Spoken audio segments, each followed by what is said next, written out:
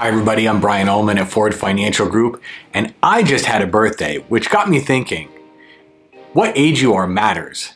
Not just with how old you are or how close you are to retiring, but quite literally how you save for retirement is impacted by certain age-based milestones.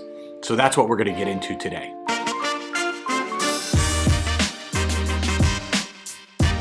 Hi everybody, thanks for joining us for our latest video, and today we're talking about age-based milestones as it relates to saving for retirement. And as I mentioned in the introduction, I just had a birthday and I'm almost to my first age-based milestone. I'm not quite there yet, but there are a handful, and it all relates to how much you can save in your retirement accounts and when you can start taking money out of your retirement accounts, and also with some other kind of social benefit programs like Social Security or Medicare.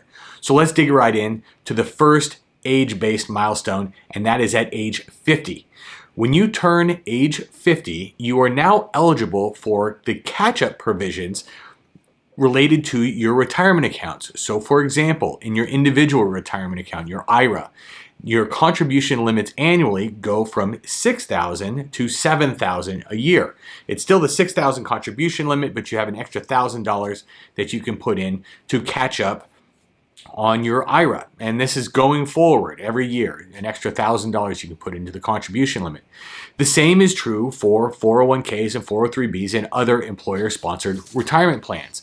What you'll find there is that contribution limits, or the salary deferral limits for a 401k and a 403b increases from $19,500 to $26,000 for 2021. Additionally, if you have a simple IRA, which many companies do, for simple IRAs, you can defer an additional $3,000 of salary, which increases the annual salary deferral limit from $13,500 to $16,500. So those are meaningful bumps that allow you to save more as you get a little bit closer to retirement. At age 50, you're not quite there yet, right? You're probably 10, more likely 15 years away from contemplating retiring. That gives you a chance to, for a decade or more, really supercharge what your retirement savings are so you can meet your retirement saving goals. So let's get on to number two. And for number two, the next age-based milestone is age 55. Now, there are some things that go on with health savings accounts that I'm not going to get into today, but the one I did want to cover is that age 55, if you have a 401k or a 403b, an employer-sponsored retirement plan, and you've separated from service, meaning you don't work there any longer. Doesn't matter why, fired, quit, laid off, retired, whatever. Doesn't matter. If you're age 55, you still have that 401k, you haven't rolled it into an IRA, you can begin withdrawals from your employer-sponsored retirement account if you're age 55 and you don't work there any longer. And you can take that money out without incurring the 10% penalty that comes from withdrawing funds early before 59 and a half in other circumstances. So in this very narrow scope, you're 55, you still have an employer-sponsored retirement plan like a 401k, and you've separated service, you can take money out, you'll still pay taxes on that, but you're not going to get penalized the way you do for an early retirement plan withdrawal before 59 and a half. Sound good? Good. Speaking of age 59 and a half, that's our number three age-based milestone, and age 59 and a half is an important number. Age 59 and a half is the milestone where you can begin taking withdrawals from nearly any retirement account without incurring that 10% penalty that I mentioned. And so you can take what's called an age-based withdrawal. So you've reached age 59 and a half. Whether you're still working or not doesn't matter. Really, it's an age-based item that allows you to withdraw money from your retirement accounts that you've been saving over the years, and you're not going to pay that 10% penalty that comes from an early withdrawal. And one more important thing to note here is that if you're 59 and a half, we're not talking about withdrawals specifically either. We're also saying that at age 59 and a half, you can make an age-based rollover from your 401k or 403b into an IRA maybe that you have managed professionally with a financial advisor, or that you're doing yourself outside of your employer-sponsored plan. Sometimes that leads to more investment choices that you can make that better fit your needs. So age 59 and a half, penalty-free withdrawals and rollovers from those employer-sponsored plans. Let's get on to number four. And number four is age 62. And this relates to Social Security. Age 62 is the earliest age that you can apply for your Social Security benefits. Now, you're applying early. Your full retirement age is going to be somewhere over 62. It depends on when you were born, but it certainly is not 62. That's the earliest time you can collect benefits, but keep in mind also that you're going to have your Social Security benefits reduced from the full amount that you might be entitled to. So consider this. The individual benefit at age 62 will actually be 70 to 75% of your full retirement benefit depending on your birth. And if you're eligible, you'll get a reduced spousal benefit also. So this is noteworthy, right? Because you are going to, if you collect early at this age 62, you're going to elect to permanently reduce the benefits that you're eligible for because you're taking early. Now, if you need to take from Social Security as early as possible, I get it. And you can't wait, and you're going to have to suffer the consequences because maybe you have to retire and you haven't saved enough, whatever the case is. But if you can afford to wait, generally, it depends on your circumstances, of course, but generally taking at the earliest opportunity from Social Security at this milestone age 62 is not a great choice for most people. And don't tell me you're worried about Social Security not being there. If you're nearly age 62 or you're at age 62, Social Security is going to be there for you. The people you need to worry about are the generation, or maybe even two, that are younger than you that are going to be impacted differently by this. All right, the next milestone is age 65. I'm not going to get too deeply into this, but 65 relates to Medicare, and Medicare is something you need to apply for when you turn age 65. And there's a window there, and you want to begin applying for Medicare months before your 65th birthday. And so Medicare is such an unwieldy topic, we'll save it for another video, but just know the next milestone here is age 65, and that's when you're eligible for Medicare.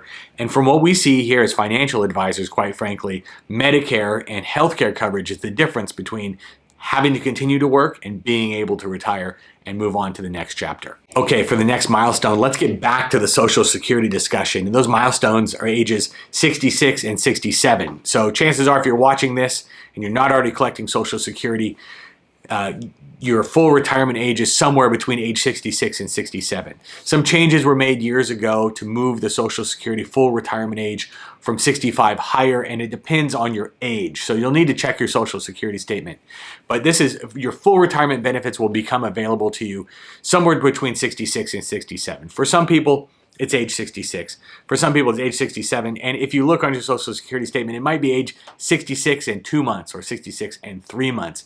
And so go ahead and take a look at your Social Security statement and see how that applies to you. So for example, if you're born in 1955, it's 66 and 2 months. 1956, 66 and 4 months, and so on and so on.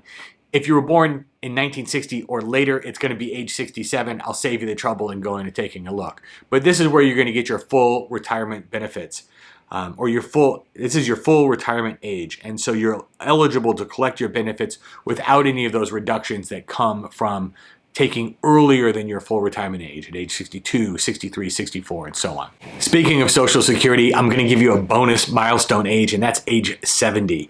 Age 70 is when you have capped out your Social Security benefits.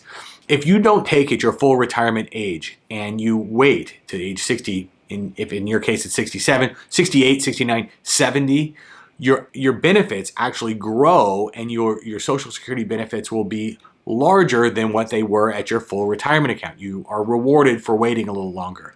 This works well for people who don't need it, or for people who are healthy and live a long time, maybe past late 70s into their early 80s, and they'll actually wind up collecting more from Social Security over their lifetimes by waiting.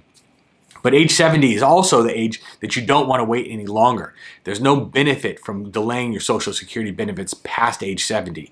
So if you're nearing age 70 or you're past age 70 and you haven't filed for your Social Security benefits, it's time to start thinking about either talking to your financial advisor or getting serious about filing for your Social Security benefits, because there's no use in waiting past age 70. So now that we're done with the bonus age milestone, let's get into the last one. It's age 72. And age 72 is important because that's the year that you need to start taking your required minimum distributions from your retirement accounts. So what's a required minimum distribution? Well, you've made a deal with the IRS, whether you know it or not, that you are going to defer taxes on the money that you put into retirement accounts, which is to say, you're taking money, you put it into your retirement account, you haven't paid taxes on that, and the IRS has said, okay, that's fine, we want to encourage you to save for retirement. But You can't leave it in there forever. And essentially at 72, you're probably retired. You may have heard of the age 70 and a half, because that is actually the old required minimum distribution age before Congress passed a law that increased it to age 72 a little bit more than a year ago. And so age 72, required minimum distribution. How much you need to take? Well, it depends on the balance of your account at the end of the prior year and how old you are. The older you get, you'll need to take a little bit more every year after year after year.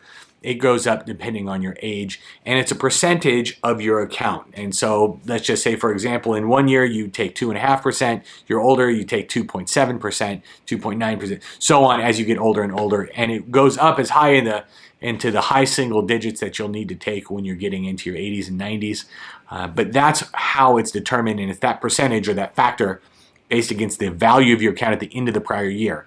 So if you were watching this and it's before the end of 2021, you don't know what your RMD is going to be next year because you don't have all of the mathematical elements that you need to calculate that. But age 72 is the new required minimum distribution age, and that's the last age-based milestone to keep in mind. I appreciate you watching this. I hope this has helped as you consider how things go as you get older over the years, starting at age 50, going clear to age 72. If you like this video or if you found it helpful at all, I would encourage you to like the video, subscribe to our channel, or like us on Facebook. That way you don't miss any of our future videos that's helping you with your retirement plans. My name is Brian Ullman. I look forward to talking to you in the next one.